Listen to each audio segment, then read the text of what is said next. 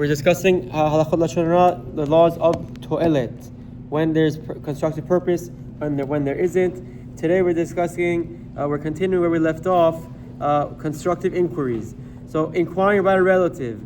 If one wishes to inquire about his son or relative who is living in another city and ask questions such as whether he studies Torah regularly and his purpose is TOELET. For example, if the inquirer hears that the subject is neglecting his Torah study, he will attempt to return him to his proper path.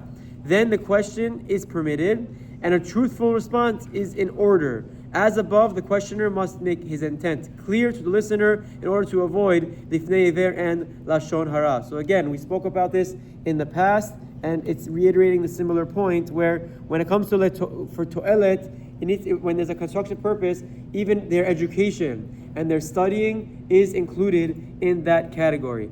Gossip, if a person's intent is just to find out, quote unquote, what's doing or what's going on in a certain town or yeshiva or among a certain group, as often happens when one meets an acquaintance and proceeds to grill him on the latest news, it is most certainly prohibited.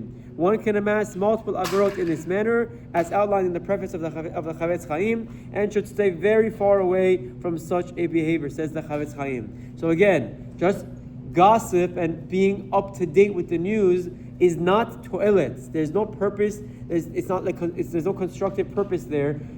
Hearing gossip about other people, about other towns and other shuls. When there is a TOELET, when there is a specific reason, a constructive purpose involved, then the door is open for discussion. But just mere gossip is obviously not allowed. And again, it involves intellectual honesty to be able to distinguish the two. Lastly, inquiring about a rabbi. If one needs to inquire about a certain rav is worthy to be relied upon for halacha, it is reported in the name of the Chazon Ish that is permitted TOELET, and one may ask and answer accordingly. Fundamentally, this is not different from a case where a person needs to have his shoes repaired and who inquires regarding the capabilities of the local shoemakers, which is also permissible, TOELET. However, special care should be taken in this instance to protect Kavod Torah. So again, the Chazon Ish explains that even though it's talking about a specific rabbi, and we're sensitive not to degrade and minimize the Kabbalah Torah, it would be mutar if there's a real reason involved. Like Chas v'Shalom, someone needs to know,